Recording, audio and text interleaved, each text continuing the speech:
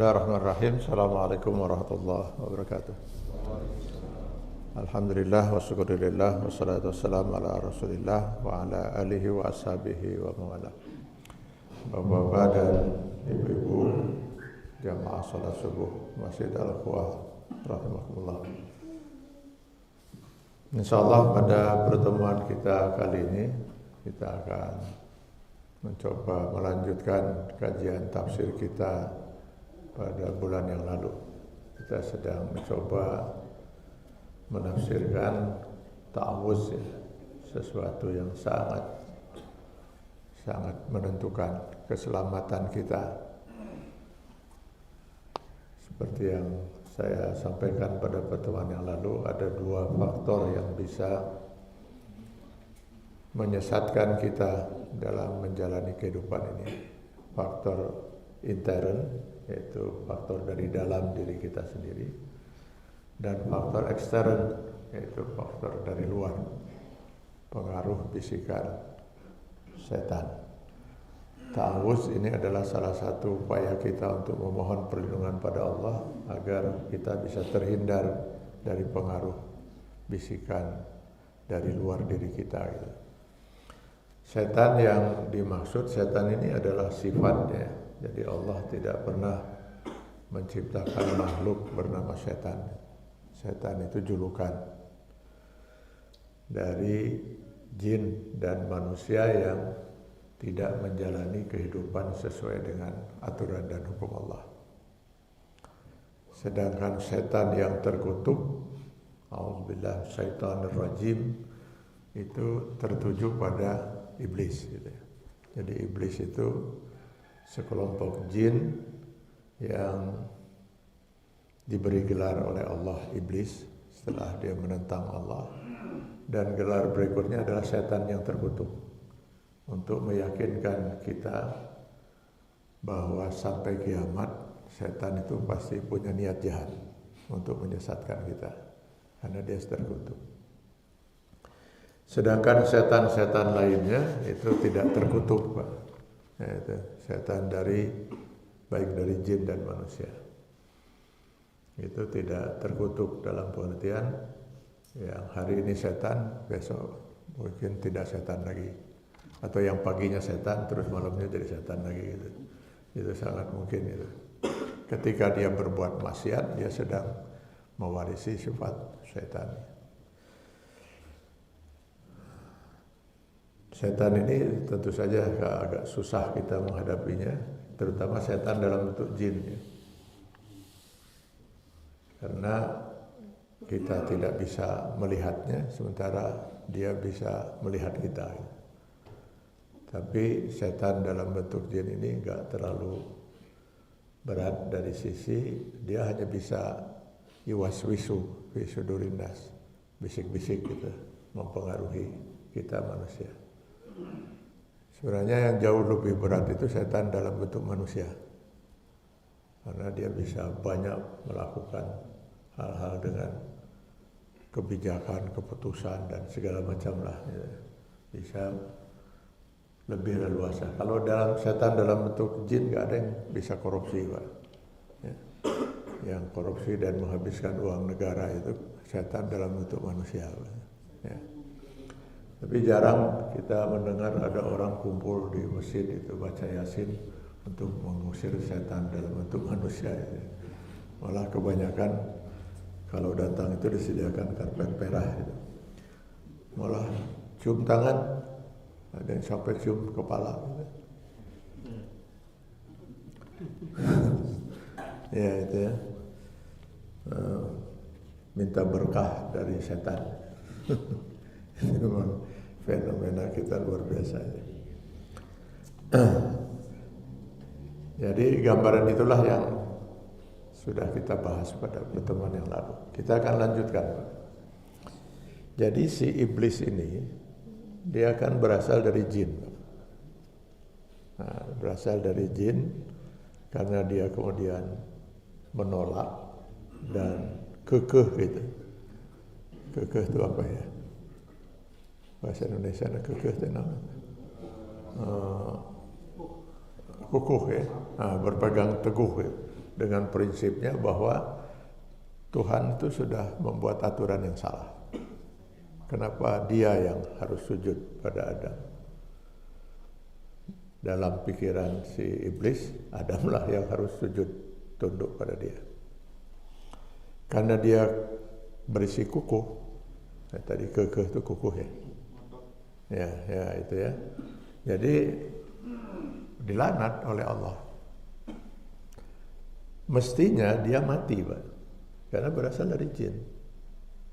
Jin itu sama dengan kita manusia, Pak. Jadi usia tertentu meninggal. Kalau standar usia manusia itu berapa ya? 80 lah, jangan 70, Pak. Karena ada yang sudah 70. 80 lah misalnya, atau 90 lah itu ya.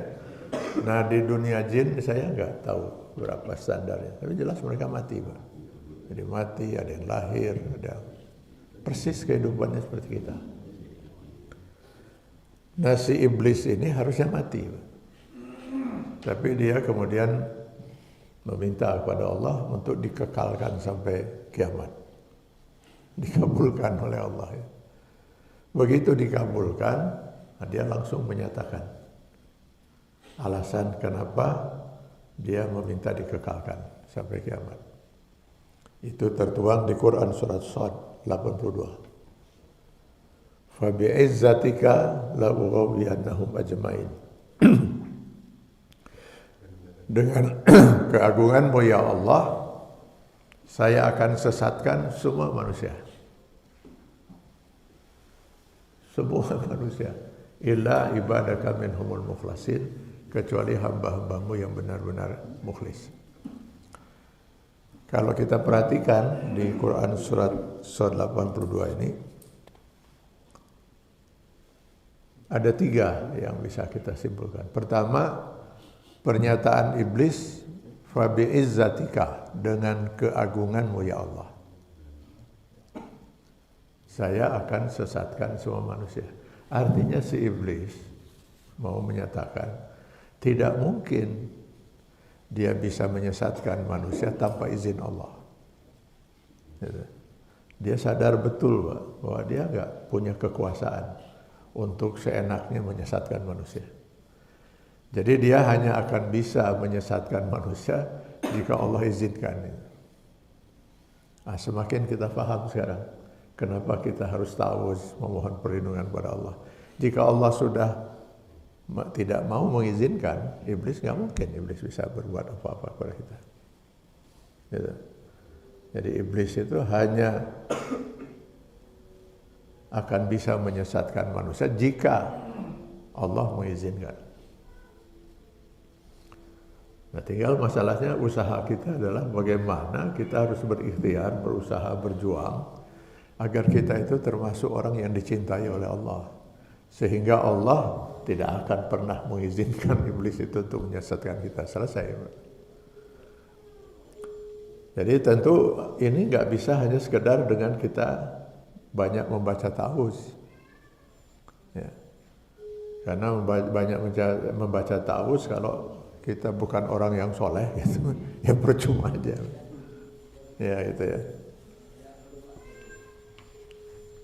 Saya pernah punya pengalaman, Pak.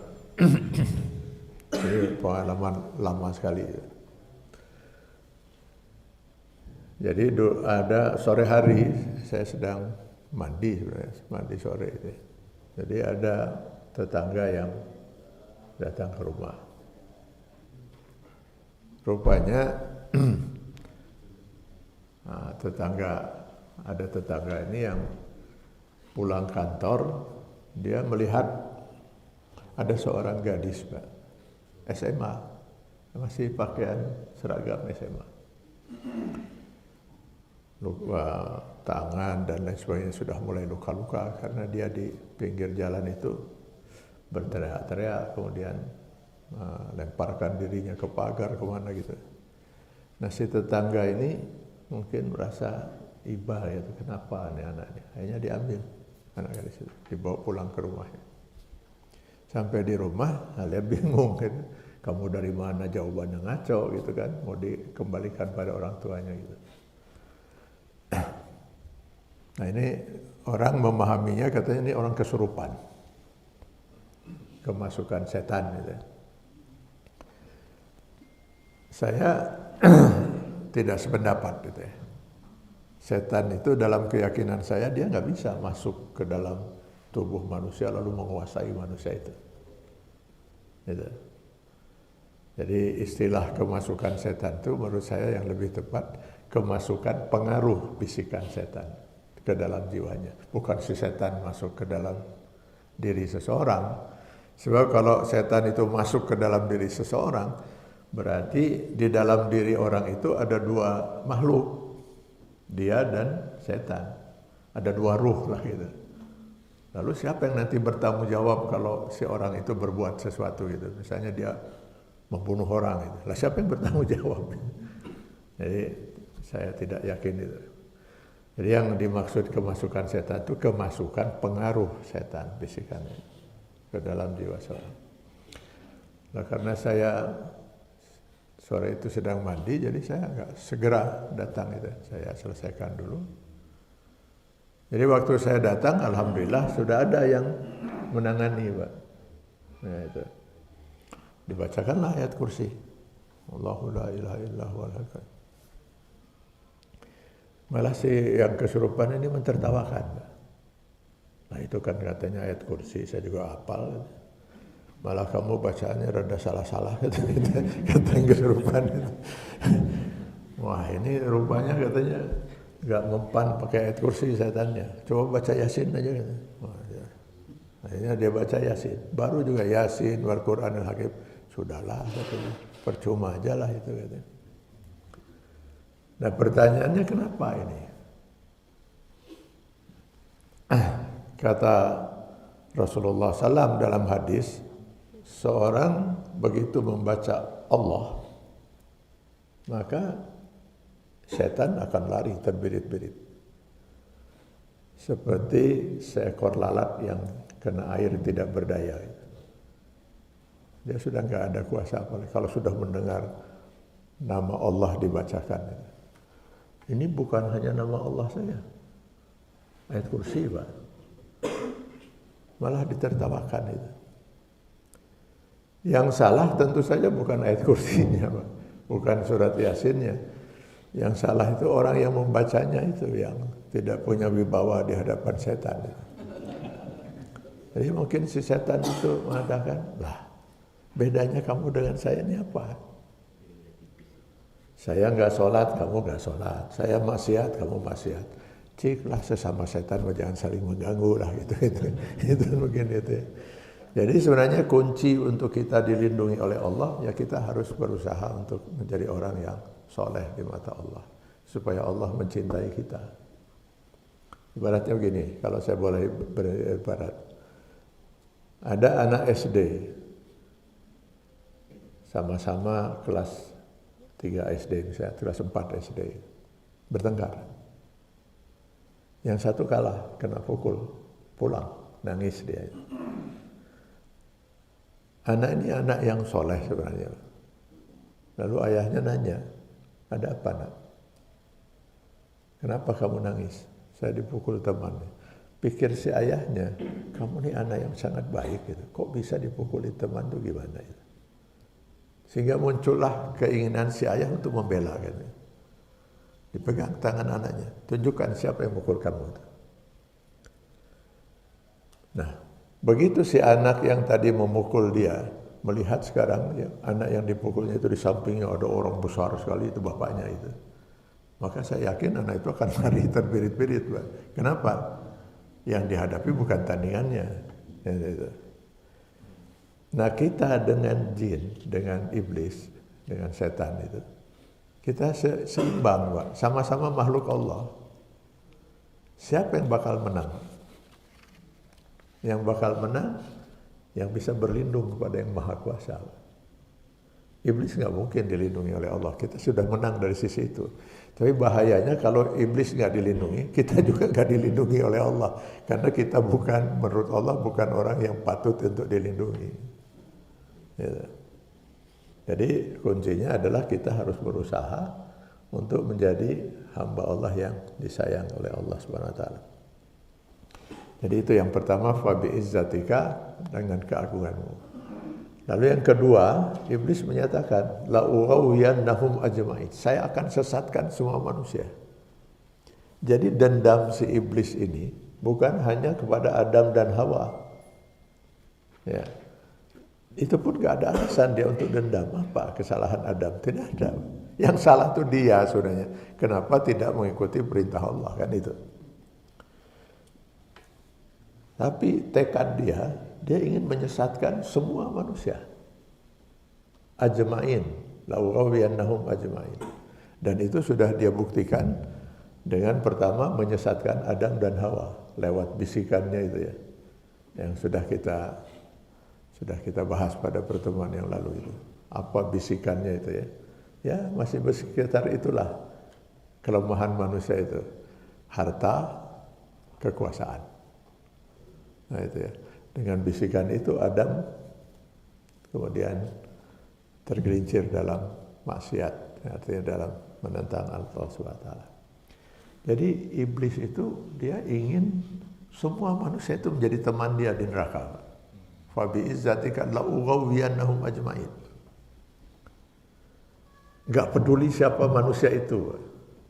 Bahkan nabi sekalipun dia usahakan untuk sesat. Nabi, Pak.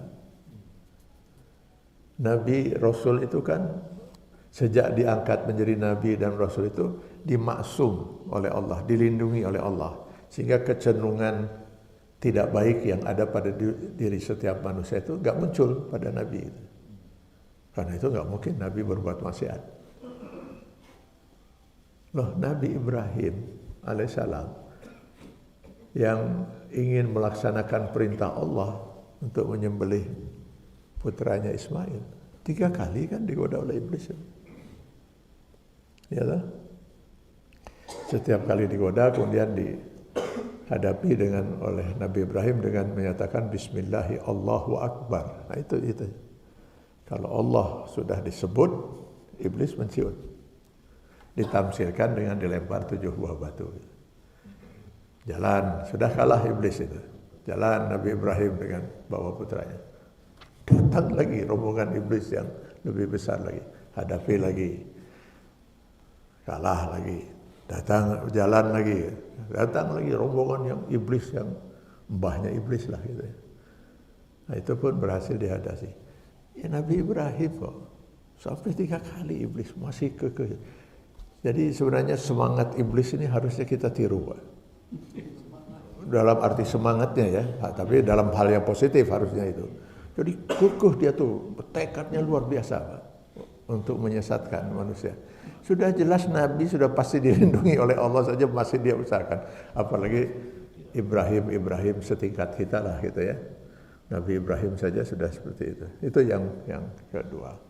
Yang ketiga dalam ayat ini iblis menyatakan semua manusia bisa saya sesatkan kecuali hamba-hambamu yang mukhlis, yang ikhlas. Jadi ini patut menjadi perhatian kita, Pak. Bahwa setiap orang yang tidak beribadah dengan ikhlas pada Allah, iblis siap menyesatkannya.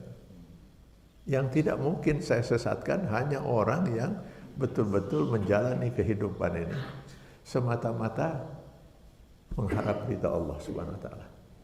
Wa ma umiru illa liya'budullaha mukhlishina lahuddin.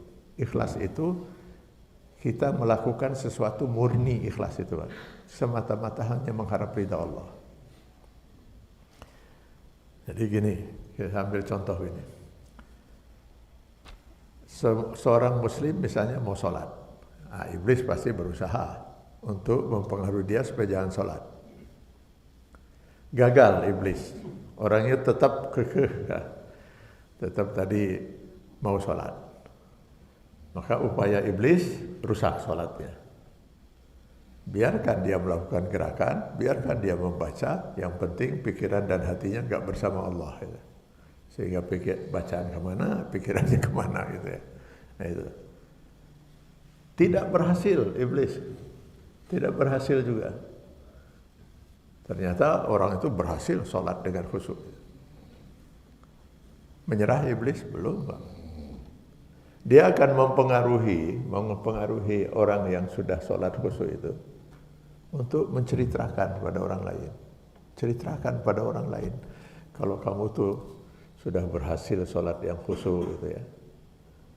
Karena nggak banyak orang yang tahu kalau kamu itu orang soleh. Akhirnya dia ceritakan. Begitu dia ceritakan, hancur. Gitu. Karena itu sudah termasuk sum'ah. Sum'ah itu saudara kembarnya riya.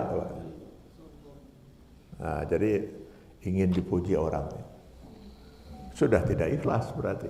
Jadi peristiwa yang sudah 10 tahun yang lalu orang itu sudah benar ibadahnya, bisa dirusak sekarang. Yang bangun masjid itu kan kamu punya peran dulu membangun masjid itu. Siapa yang tahu? Nggak ada kan yang tahu. Ceritakan pada orang lain bahwa kamu punya saham dalam pembangunan masjid itu 10 tahun yang lalu itu. Begitu dia ceritakan, semua hancur itu amal ibadah dia. Kalau niatnya tadi ingin supaya orang lain mengetahui bahwa itu kan riya lah, saudara kembarnya riya itu adalah sumpah. Jadi satu-satunya yang nggak mungkin bisa disesatkan ketika seorang itu benar-benar beribadah ikhlas semata-mata mengharap ridha Allah Subhanahu wa taala. Nah, ini jadi kunci kita ya. Jadi luruskan niat kita. Kalau niat kita sudah lurus mencari ridha Allah, insya Allah tertutup bagi iblis untuk menyesatkan kita. Nah, sekarang bagaimana cara iblis menyesatkan kita gitu ya? Mari kita lihat di Quran surah Al-A'raf ayat 16-17. Bisa dilihat juga di Quran surat Toha 120. Jadi setelah iblis tadi di Shad 82 menyatakan, saya akan sesatkan semua manusia. Iblis lalu menceritakan kepada Allah bagaimana cara dia akan menyesatkan manusia itu. Ini kalau saya ambil tamsil gini, Pak. Pagi ini ada seorang mendatangi Bapak gitu lalu mengatakan, Pak, rencana nanti malam jam 12 persis itu saya akan datang ke rumah Bapak. Dari pintu sebelah kiri itu, dari gerasi itu. Dari situlah saya akan masuk ke rumah itu. Lalu nanti saya akan bongkar pintu yang ke ruang tengah. Nah, dari situ saya akan ngambil pertama TV yang di ruang tengah itu. Itu yang mau saya ambil. Terus yang saya ambil lagi adalah ini dan sebagainya gitu. Kata si pencuri kepada Bapak pagi ini tentang rencana dia mau mencuri di rumah Bapak jam 12 malam nanti gitu. Kira-kira si pencuri ini bakal berhasil nggak, Pak? Ya, nggak mungkin lah. Nggak mungkin bisa berhasil. Kenapa? Bapak sudah siap sebelum 12 kurang 5 lah. Karena tadi udah dicocokin jam dia dengan jam Bapak dengan jam. Jadi 12 kurang 5 Bapak tinggal berdiri saja di situ kan. Nah kalau Bapak nggak merasa nggak siap untuk menghadapi si pencuri karena badannya besar, bisa lapor polisi lah. Pak polisi tolong ini jam 12 tepat nanti ada pencuri akan masuk ke sini. Saya yakin nggak mungkin berhasil, Pak. Nggak mungkin berhasil pencuri seperti itu. Dan kemungkinan besar tidak ada pencuri seperti itu kan itu. Si iblis pencuri keimanan kita, itu dia cerita pada Allah, Pak. Bagaimana nanti dia akan mencuri keimanan manusia itu. Itu ya. Caranya seperti apa dan sebagainya. Saking sayangnya Allah pada kita, diceritakan oleh Allah ya, dibuka.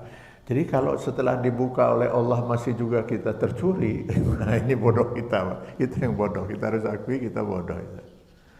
Nah, iblis itu mengatakan, qala fabima aghwaytani, oleh sebab kau telah menetapkan aku sebagai sesaat, kata iblis, la aqudanna lahum siratakal mustaqim.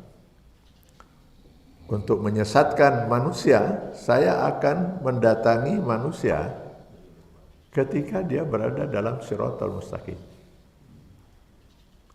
Shiratal Mustaqim ini jalan yang lurus ya, kalau arti harfiahnya, yaitu jalan kehidupan manusia yang diridhoi oleh Allah.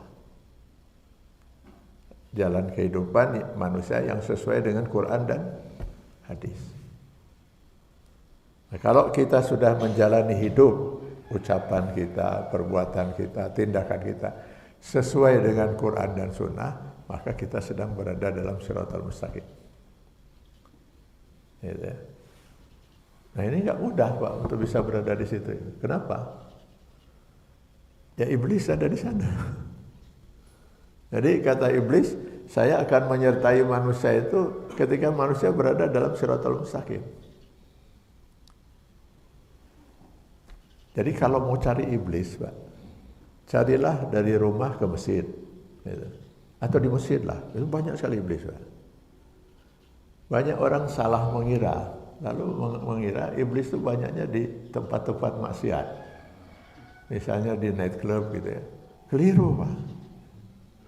Di night club tidak ada iblis, Pak. Oh, jelas ini ayatnya kok. Kalau iblis mau berbohong, nggak mungkin berbohong pada Allah kan, Pak. Allah ini firman Allah. Di tempat maksiat tidak ada iblis. Untuk apa iblis ada di sana? Loh, orang-orang yang ada di sana sudah pada jadi setan semua, Pak. Nggak perlu lagi dipengaruhi oleh iblis, sudah selesai itu ya. Jadi nggak perlulah iblis ada di sana. Iblis itu ada justru di Shiratal Mustaqim. Karena itulah kita mulai menyadari, Pak, kenapa untuk berada di jalan Allah itu sulitnya luar biasa. Saking sulitnya itu sampai Allah membimbing kita minimal 17 kali dalam sholat fardu kita berdoa. Dan itu satu-satunya doa dalam surat Al-Fatihah yang pasti harus dibaca oleh setiap orang muslim. Ihdinas siratal mustaqim. Ya Allah, tunjukilah kami jalan yang lurus.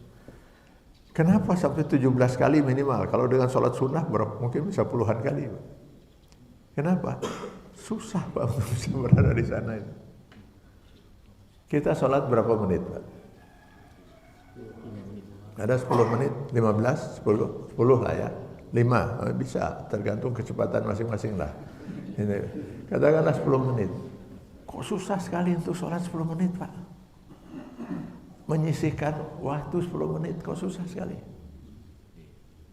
10 menit itu kalau dipakai ngomongin orang, itu baru muqaddimah, Pak. baru muqaddimah itu, belum sampai pada inti itu, baru basa-basi awal itu muqaddimah itu. Kalau pakai ngomongin orang itu. Itu lancar kalau itu, Pak. Oh, ini susahnya luar biasa.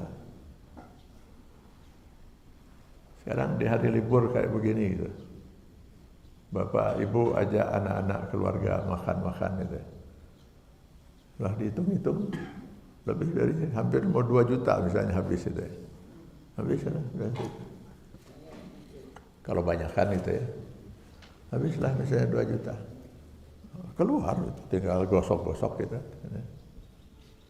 Jadi begitu keluar dari restoran itu, ada fakir miskin yang mungkin seharian dia belum makan. Sudah terpegang uang 5.000 rupiah itu. Tapi kan istikharah dulu. Menimbang dan seterusnya, mengingat dan seterusnya, memperhatikan dan seterusnya, akhirnya memutuskan bersabar, nggak jadi itu 5.000. Tadi nggak ada. Jadi untuk kita berada di jalan Allah itu sulit sekali. Iblis ada di sana.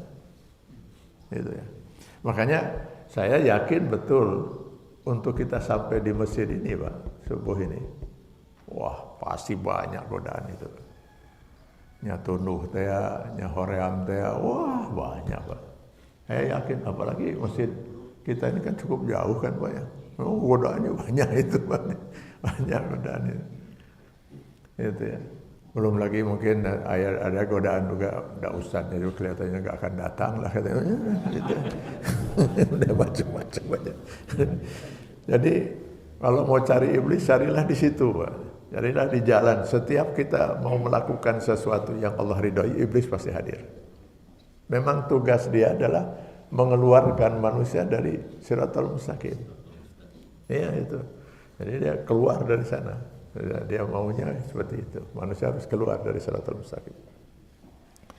Nah, di siratal mustaqim itu kemudian dia menyatakan, summa la'atiyannahum min baini aydihim wa min khalfihim wa an aymanihim wa an samailihim.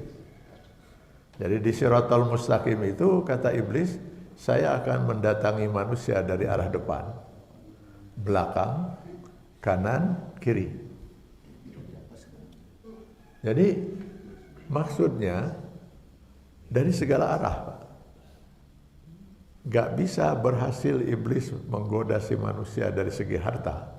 Nah, dia akan goda lagi dari segi jabatan. Gak bisa diajak dia minuman dulu, minum keras, atau diajak berjudi, macam-macam cara. Karena ada manusia yang tidak tertarik dengan harta, Pak. Tidak tertarik dengan jabatan, dia lurus, tegak lurus itu. Dia tidak mau misalnya korupsi dan sebagainya. Tapi kalau ketika digoda oleh wanita, nah gugur dia itu. Jadi bermacam-macam, dia cari titik lemah manusia.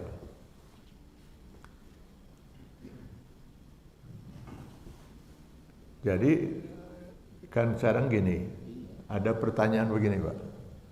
Bagaimana kita bisa membedakan bahwa maksiat seseorang itu karena godaan iblis atau itu hawa nafsu dia? Ya, ini supaya jangan sampai akhirnya kita selalu menyalahkan iblis gitu ya.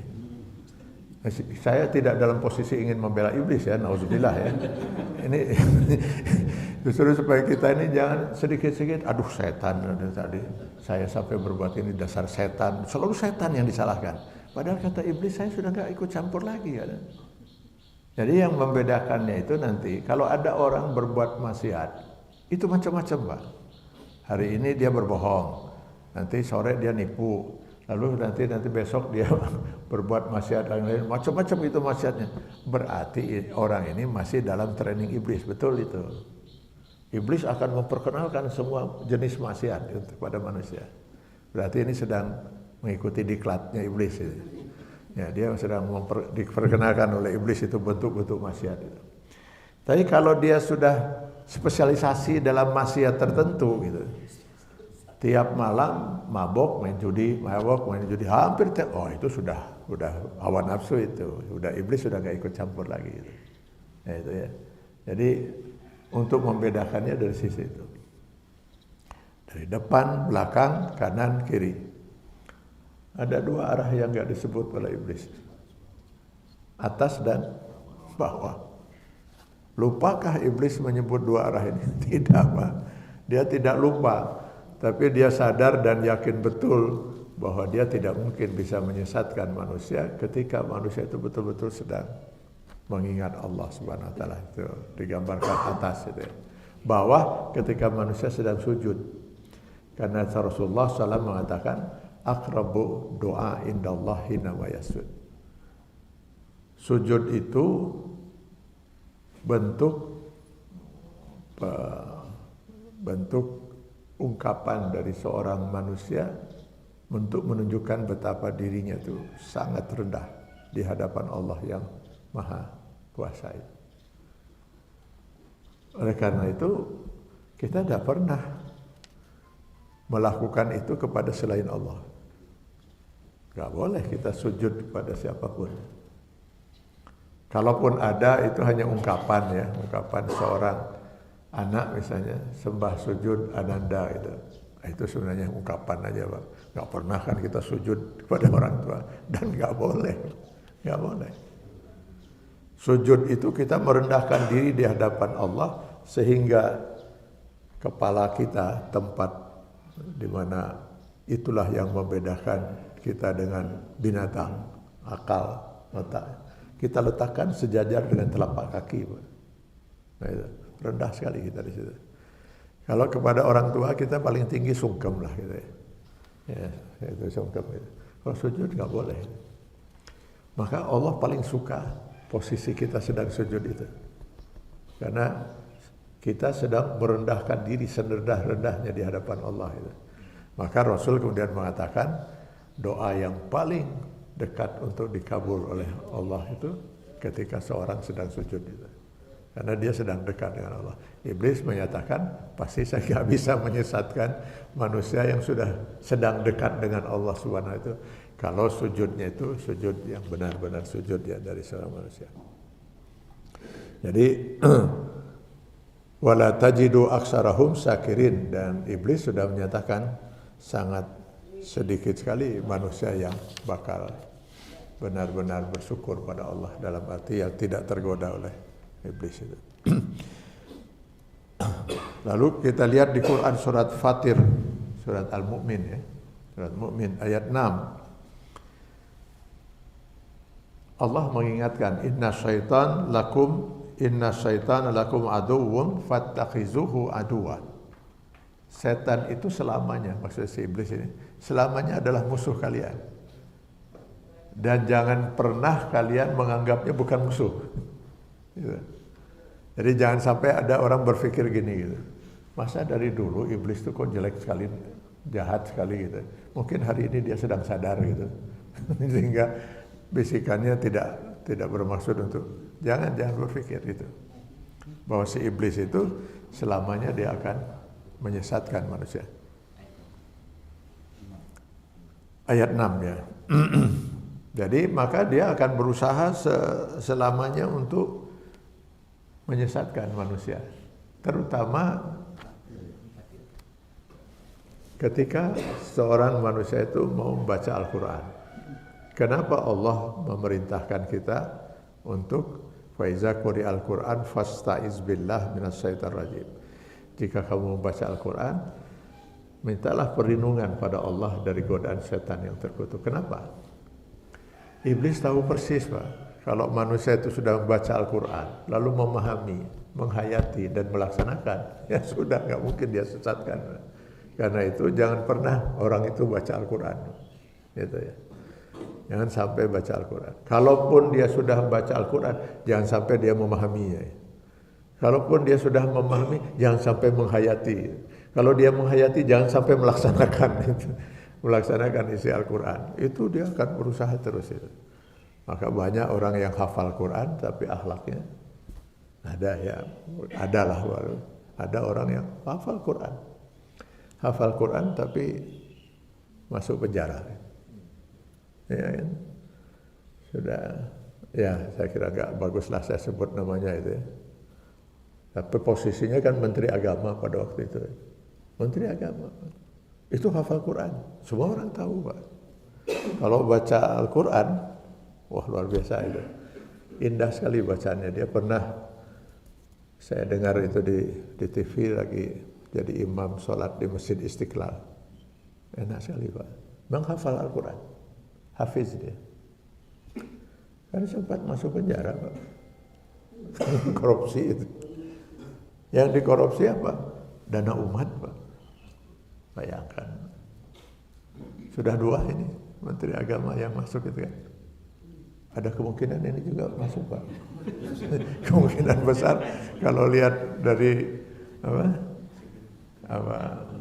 hak angket yang sedang berjalan di DPR ini, kemungkinan masuk itu. Ya, itu. Jadi itulah iblis, Pak. Makanya jangan sampai dia baca Al-Quran.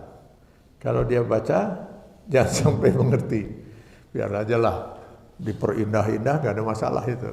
Oh bagus itu baca itu, sampai dapat juara segala macam, musabaqah tilawatul Quran itu. Gak ada masalah. Yang penting jangan dilaksanakan itu isi Al-Quran itu.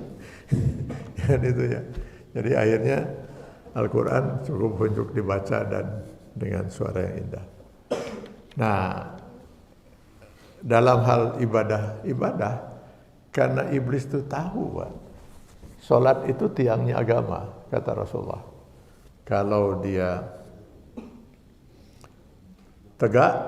tegaklah agamanya, karena dia tiang kan. Hancur tiang itu, ya hancur pula bangunan agamanya. Maka yang paling getol iblis mencoba menyesatkan manusia pada saat manusia itu mau sholat. Kalau dia tetap ngotot mau sholat, ya dirusak sholatnya, Pak. Sehingga akhirnya Tidak sedikit orang yang sholat, kita selesai sholat, dia bertanya tadi, sholat maghrib saya 3 rakaat, 4 rakaat tadi itu. Atau sholat isya itu berapa rakaat. Biasanya dalam sholat itu muncullah pemikiran-pemikiran itu. Yang nggak pernah dipikirkan di luar sholat. Tiba-tiba teringat waktu sholat. Barang yang hilang, yang sudah 2 hari dicari nggak ada. Teringatnya waktu sholat. Ya itu ya. Sehingga banyak di kampung itu kalau ada orang kehilangan barang, lalu dianjurkan coba sholat katanya. Jadi sholat itu dipakai untuk jalan untuk mencari barang hilang. Kenapa bisa begitu, Pak? Sekarang masalahnya, paling tidak bersama kita itu kan ada jin korin, Pak. Yang kata Rasul, si jin korin ini mendampingi kita seperti darah yang mengalir dalam tubuh kita. Gak ada 1 detik pun dia meninggalkan kita, si jin korin itu. Kecuali dia mati. Kalau si jin korin itu. Jadi sejak kita lahir sampai dengan kita meninggal, si jin itu akan terus menyertai kita. Kecuali kalau dia meninggal. Si jin ini kan mati kalau jin ya, lain dengan iblis. Si jin ini mati dia. Nah begitu dia mati, Allah langsung mengganti dengan jin korin yang baru itu. Itu. Makanya dia paling apal tentang kita, Pak. Jadi kalau ada orang meninggal dunia ya, lalu katanya terlihat rohnya datang gitu kan, kata istrinya itu, suami saya dikuburkan siang itu, malamnya datang kok. Saya lihat kok, saya bukan mimpi, saya lihat. Lalu ada orang berkeyakinan bahwa roh itu gentayangan yang meninggal itu. Katanya minimal 40 hari itu masih ada di sekitar rumah. Saya nggak pernah menemukan hadis tentang itu.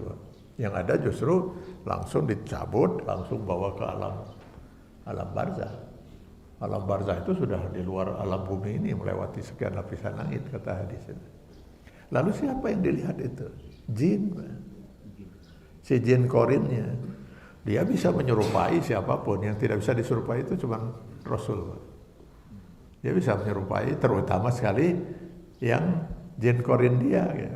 Dia bisa. Nah sekarang, ketika barang itu hilang, misalnya seorang kehilangan barang gitu ya, dia lupa naruh barang itu di mana gitu. Si jin korin itu bisa tahu nggak? Tahu dia.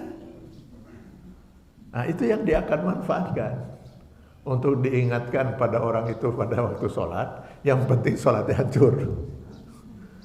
Nah itu, jadi dia mengingatkan. Atau dibawa dia ke dukun kan itu. Nah, dukun, dia pergi ke dukun untuk ngadu kepada dukun itu tentang barang dia yang hilang. Loh kok si dukun bisa tahu? Bisa, Pak. Dia kerjasama dengan si jin korin itu. Jin korin akan datangi dukun itu. Nanti akan datang misalnya si itu, nanti dia akan tahu. Beri syarat ini harus ayam jamani, tilu misalnya, terus apa harus itu. Pokoknya dia harus musyrik, Pak. Dia akan melakukan sesuatu yang di mata Allah sudah musyrik gitu. Dia akan diberi. Kalau untuk yang telah terjadi. Nah itu ada jin korin. Saya percaya bahwa manusia bisa, dukun bisa. Kalau untuk sesuatu yang telah terjadi, barang hilang atau apa, itu kan sudah terjadi gitu. Ada jin korin yang dia tahu, manusianya lupa, si jinnya ingat. Tapi kalau untuk yang akan datang, nah itu bohong semua itu.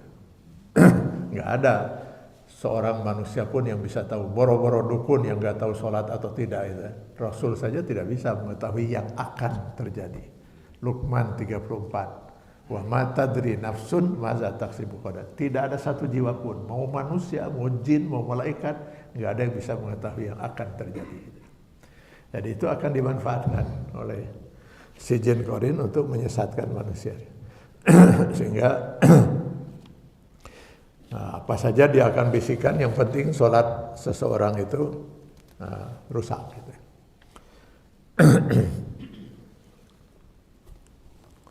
Jadi bagaimana nanti di akhirat, Pak, itu ya? bisakah kita nanti mohon pada Allah itu kebebasan dari ancaman itu dari Allah, karena kita tergoda oleh si setan itu, si iblis itu. Gak bisa, Pak.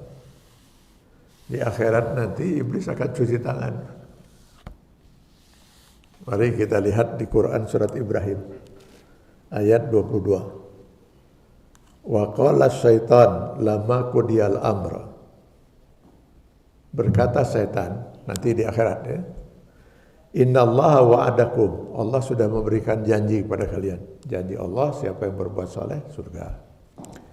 Wa'dal haq, itu janji yang benar. Wa wa'adtukum, lalu saya juga memberi janji lewat bisikannya itu, kalau kamu gini, kamu akan gitu, kan itu ya, pengaruh bisikan itu. Wa ma kana li 'alaikum min sultan. Lalu si setan ini mengatakan, tidak ada sedikit pun kekuasaan saya untuk mengendalikan kamu. Ini cuci tangan dia. Memang betul, seperti saya katakan tadi, iblis nggak punya kuasa apa-apa, dia cuma menggoda. Kan? Maka illa, kata iblis, illa an da'autukum, kecuali saya cuma mengajak.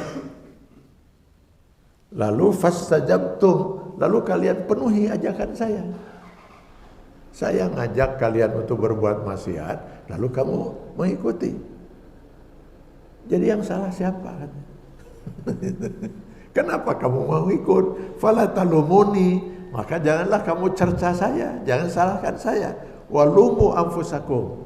Kalau mau cerca diri kamu sendiri, kenapa kamu mau ikuti ajakan saya? Saya tidak punya kuasa untuk mengendalikan. Jadi dia cuci tangan, Pak. Jadi Allah Subhanahu wa taala ingin menyatakan bahwa si iblis ini hanya kuasanya cuma itu saja, yuwaswisu saja. Yuwaswisu fi sudurin nas, mempengaruhi. Apakah itu iblis, apakah dia setan dalam bentuk jin dan manusia, kan dia hanya bisa mempengaruhi. Tinggal kita mau terpengaruh atau tidak. Kalau manusia mungkin dengan ancaman, kalau tidak mau ikut kamu akan begini, saya pecat, kamu akan begitu dan sebagainya. Itu ya. Sehingga banyak orang yang kemudian akhirnya nyemplung ke sana kan itu sekarang itu. Ya itu mungkin dengan ancaman-ancaman manusia. Ya tapi kenapa harus takut dengan ancaman manusia? Apa masa kita gak lebih takut kepada Allah Subhanahu wa taala dengan ancaman neraka yang luar biasa itu? Apapun ancaman di dunia itu kecil dibanding ancaman Allah neraka. Pasti kita tidak akan siap untuk mengorbankan akhirat kita hanya karena dunia itu. Kita rela mengorbankan apapun di dunia ini. Jadi sebenarnya kita yang akan disalahkan gitu, oleh Allah Subhanahu wa taala tentunya, karena iblis sendiri juga akan cuci tangan seperti itu. Jadi kunci sebenarnya apa kita bisa terlindungi dari iblis ini adalah kita harus menjadi orang yang dicintai oleh Allah. Kuncinya itu, Pak. Lihat di Al-Maidah 54. Di sana yuhibbuhum wa yuhibbunahu, ada itu. Allah mencintai mereka ya karena mereka mencintai Allah. Jadi kalau kita ingin dicintai Allah, kita harus mencintai Allah. Ya samalah seperti kita dalam kehidupan ya, kalau suami ingin dicintai istri, cintailah istri kan itu. Kalau istri ingin dicintai suami, cintailah suami kan itu. Cinta itu selalu timbal balik. Nah kalau kita ingin dicintai oleh Allah, cintailah Allah. Gimana caranya kita menunjukkan bahwa cinta kita pada Allah? Ikuti aturan Allah. Yang diperintahkan kita laksanakan, yang dilarang kita tinggalkan. Pasti kita dicintai oleh Allah SWT. Kalau Allah sudah mencintai kita, gak akan pernah Allah mengizinkan iblis itu untuk menyesatkan kita. Ini saya kira kata kunci yang ingin kita pegang untuk bisa kita selamat. Andai kata kita bisa selamat dari pengaruh iblis ini, andai kata gitu ya, kita sudah aman, Pak. Setengahnya udah aman, Pak. Tinggal kita mengendalikan sendiri hawa nafsu yang ada dalam diri kita, yang kecenderungan fujur yang ada dalam diri kita. Jadi dua yang bisa menyesatkan itu, kecenderungan diri kita dan pengaruh dari luar. Nah kalau pengaruh dari luar ini sudah bisa kita stop, aman Pak. Tapi aman untuk kapan? Ya untuk sekarang. Besok belum tentu Pak. Iblis itu akan terus menyertai kita sampai sakratul maut. Sehingga jangan kaget Pak kalau ada orang yang luar biasa soleh gitu sepanjang hidupnya itu. Udah orang semua mengatakan luar biasa lah untuk kesolehan itu. Kok ujungnya malah murtad? Bisa terjadi itu. Jadi si iblis akan terus saja mencari peluang itu sampai sakratul maut. Bahkan pada saat sakratul maut dia akan berlomba-lomba pada saat itu untuk membisikkan supaya dia berubah itu. Konon pada waktu Rasulullah berjuang untuk mengislamkan paman yang beliau sangat cintai itu, Abu Thalib, yang selalu membelanya itu ya. Paman ucapkan la ilaha illallah, paman ucapkan la ilaha illallah. Itu sampai ditegurkan akhirnya oleh Allah itu, Rasulullah itu, innaka la tahdi man ahbabta, sungguhnya engkau tidak akan bisa memberikan hidayah walaupun pada orang yang paling kau cintai, pamannya. Itu Rasulullah masih berjuang. Iblis juga berjuang Pak, untuk dia tetap bertahan dengan kemusyrikannya. Rupanya kalah Rasulullah. Dia tetap saja kekeh dengan prinsipnya itu. Sehingga Rasulullah merasa luar biasa sedih itu. Kenapa? Paman yang satu ini luar biasa besar jasanya dalam perjuangan beliau. Sejak kecil memelihara beliau kan, dari kakeknya itu jatuh kepada Abu Thalib kan ya. Beliaulah yang mendampingi Rasul itu. Dan ketika Rasul diangkat menjadi Rasul, lalu orang-orang tokoh musyrikin itu sempat ya berencana mau menghabisi Rasulullah itu. Terdengar oleh Abu Thalib itu. Abu Thalib ini salah seorang tokoh Quraisy yang sangat disegani Pak. Lalu dia berdiri di depan Baitullah, dia kumpulkan orang-orang Quraisy itu. Sambil kemudian dia mengatakan, saya dengar ada rencana mau membunuh Muhammad. Itu tidak akan pernah terjadi, kata Abu Thalib, sebelum kalian bisa melangkahi mayat saya. Belanya luar biasa Pak. Jadi tetap tidak mau masuk Islam. Nah Rasulullah kemudian membimbing, tapi setan pun juga berjuang itu ya. Nah saya ada cerita. Bisa ya 5 menit lagi lah. Ada cerita itu ya. Dulu ada seorang guru besar Pak di Bandung. Seorang guru besar di sebuah perguruan tinggi di Bandung yang sangat terkenal perguruan itu.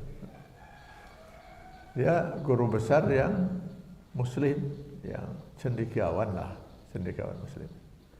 Saking cendekiawannya itu, almarhum pada waktu itu Pak Mutakin sebagai rektor Unisba mempercayakan beliau untuk menjadi salah seorang pengurus yayasan Unisba. Karena cendekiawan Muslimnya itu ya. Orangnya kaya Pak, kaya. Salah satu rumahnya itu ya di depan Unisba, seberang Unisba. Mungkin sekarang masuk ke ini jadi kampus Unpas Pak, rumahnya itu. Seberang Unisba itu. Sebaiknya saya nggak sebut namanya lah gitu ya. Beliau sudah meninggal. Profesor Dr. Anu lah gitu ya. Rupanya ya dasar manusia. Nah itu lagi iblis itu ya. Gak pernah manusia itu puas dengan kekayaan yang sudah seperti itu. Ya ingin lebih kaya lagi lah mungkin itu.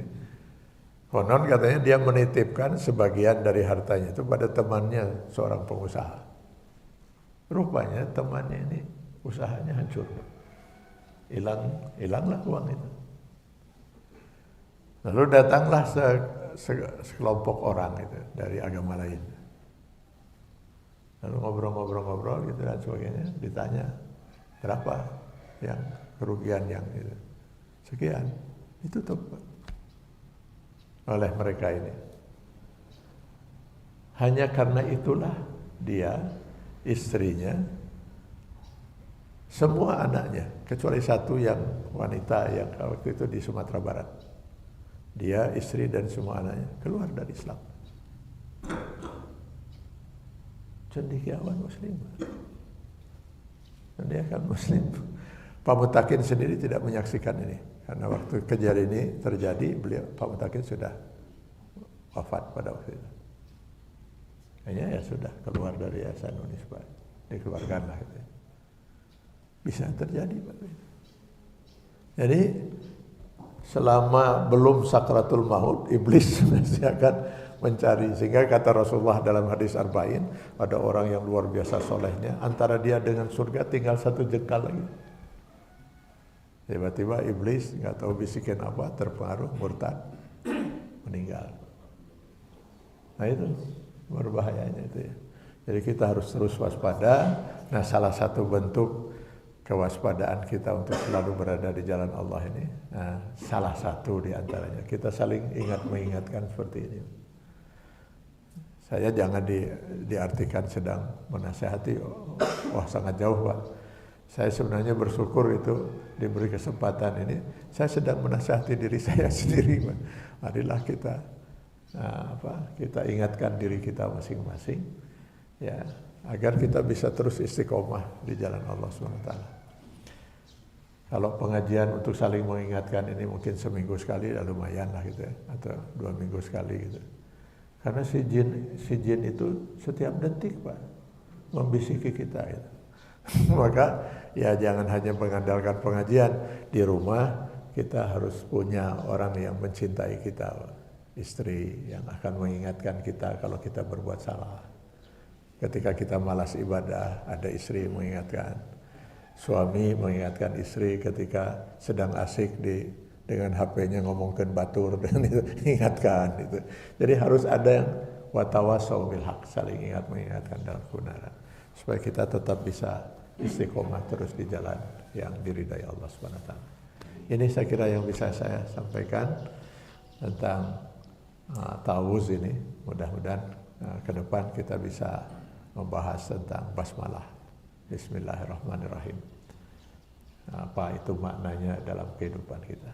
Mudah-mudahan dengan demikian kita tahu prinsip kehidupan dan tahu juga ketika kita membaca ta'awuz basmalah itu apa maknanya yang harus kita wujudkan dalam kehidupan. Sampai di sini mungkin ada yang mau ditanyakan? Enggak, kalau ada. Alhamdulillahirrahmanirrahim. Terima kasih kepada Ustaz yang telah menyampaikan materi kajian. Mungkin satu pertanyaan sebelum kita tutup dari Bapak Ibu, apakah ada? Dari Ibu dulu di belakang. Silakan Ibu.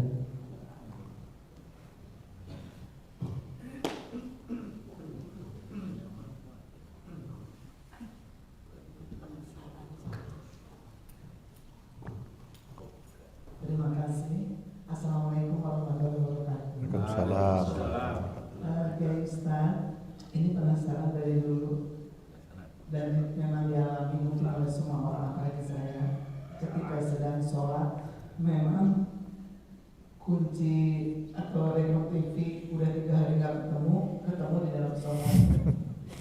Kemudian pertanyaan siswa nggak bisa kejawab, ketemu di dalam sholat juga. Tadi Ustaz sudah menjelaskan terkait dengan gangguan pengaruh. Ada pertanyaan dalam detik di hati kecil, sudah berusaha sholatnya khusyuk kepada Allah. Nah, apakah penemuan-penemuan di dalam sholat itu bisa dikategorikan juga petunjuk Allah itu, atau selalu itu memang gangguan jin bertemu di sana? Karena ketika kita sholat, kita sedang berhubungan dengan Allah dan berusaha untuk khusyuk, sehingga apa yang menjadi persoalan kita bertemu dan terjawab. Kemudian setelah ya belum khusyuk lagi dalam sholat tersebut misalnya. Mohon penjelasan. Terima kasih Pak Ustaz. Ya. Assalamualaikum warahmatullahi wabarakatuh. Assalamualaikum warahmatullahi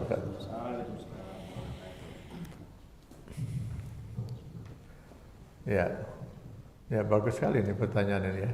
Apakah bisa saja kan mungkin Allah memberikan petunjuk pada kita kan itu ya. Itu bukan bisikan iblis. Hanya tentu kalau Allah memberikan petunjuk tidak akan sampai merusak sholat kita. Itu ya. Gak mungkin Allah memberikan petunjuk ya sambil sholat kita sendiri harinya jadi rusak gitu kan. Sehingga akhirnya ya pasti petunjuk itu akan datang. Nah, tapi kita harusnya bersabar itu, kita harus lawan itu godaan-godaan itu. Nah, kalau memang Allah akan memberikan petunjuk, insya Allah selesai sholat kita dikasih pikiran kemana itu mudah bagi Allah Subhanahu wa Ta'ala. Jadi kalau saya lebih cenderung tetap itu godaan untuk merusak sholat kita. Ya. Jadi kita makanya kalau kita lihat di dalam kitab-kitab fikih, para ulama itu menyarankan sebaiknya sebelum kita sholat itu kan diawali dengan takbiratul ihram. Ya, mulai sholat itu takbiratul ihram, Allahu Akbar, itulah awal. Nah sebelum itu sebaiknya kita baca ta'awuz. Ya cukup dalam hati ya. A'udzubillahi minasyaitonir rajim, bisa dalam hati. Lalu baru kita takbiratul ihram.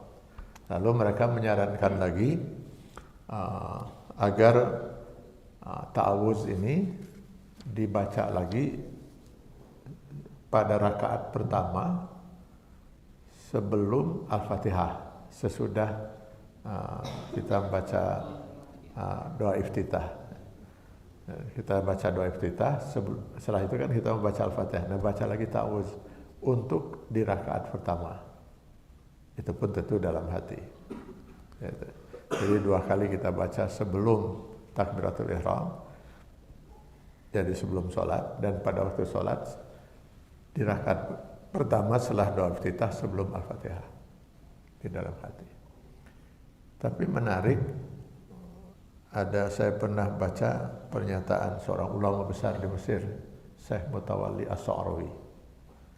Beliau berpendapat kalau itu sudah dilakukan, ternyata malah iblis masuk godaannya di rakaat kedua.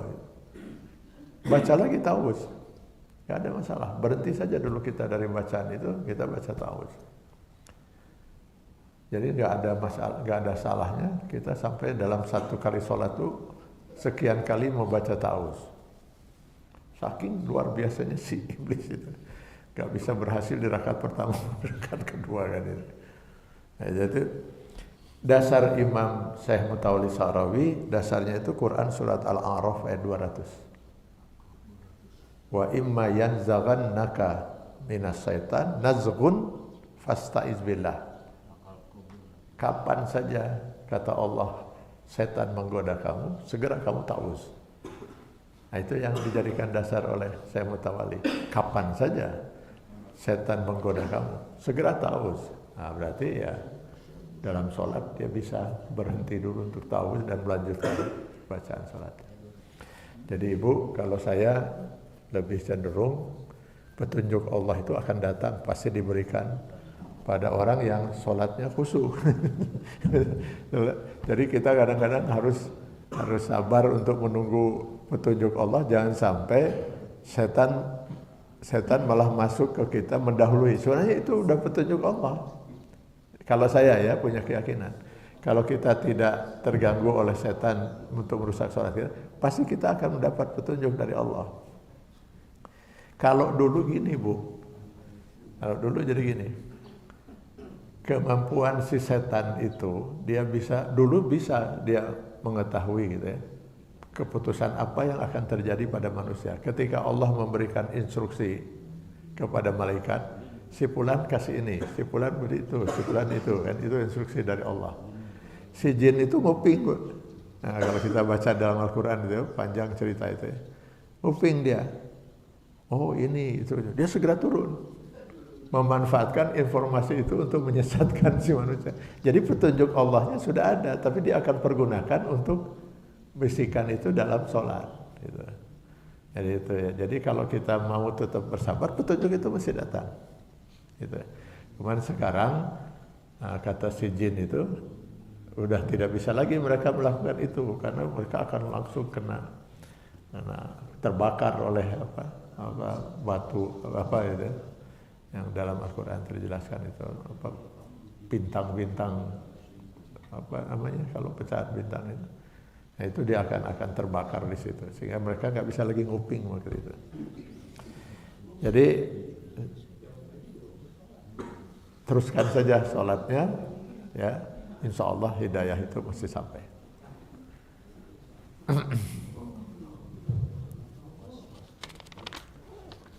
Syukur jazakumullah khairan. Terima kasih kepada Ustaz dan Ibu yang telah bertanya. Mungkin kita cukupkan kajian pada pagi hari ini. Apabila ada kesimpulan dari Ustaz untuk materi tahu ini atau sudah? Saya kira cukup mungkin ya, mudah-mudahan cukup. Mudah-mudahan dengan kita memahami ini, insya Allah, dan kita bisa menjalankan, insya Allah setengah hal yang bisa menyesatkan kita bisa kita atasi gitu. Tinggal kita mengendalikan hawa nafsu yang ada dalam diri kita. Kalau itu sudah bisa dikendalikan, insya Allah hawa nafsu nggak terlalu berat. Yang beratnya itu hawa nafsu kita itu beratnya karena terus dikompori gitu, dikompori oleh si setan-setan ini. Dia mengompori agar hawa nafsu fujur kita muncul terus gitu. Nah kalau itu yang ngompori sudah nggak ada, nggak terlalu berat lah kita untuk mengendalikan yang ada dalam diri kita. Semoga kita selalu mampu untuk berada di jalan Allah Subhanahu wa taala. Rabbana atina fid dunya hasanah wa fil akhirati hasanah wa qina azabannar. Subhana rabbika rabbil izzati amma yasifun wa salamun alal mursalin walhamdulillahi rabbil alamin. Assalamualaikum warahmatullahi wabarakatuh.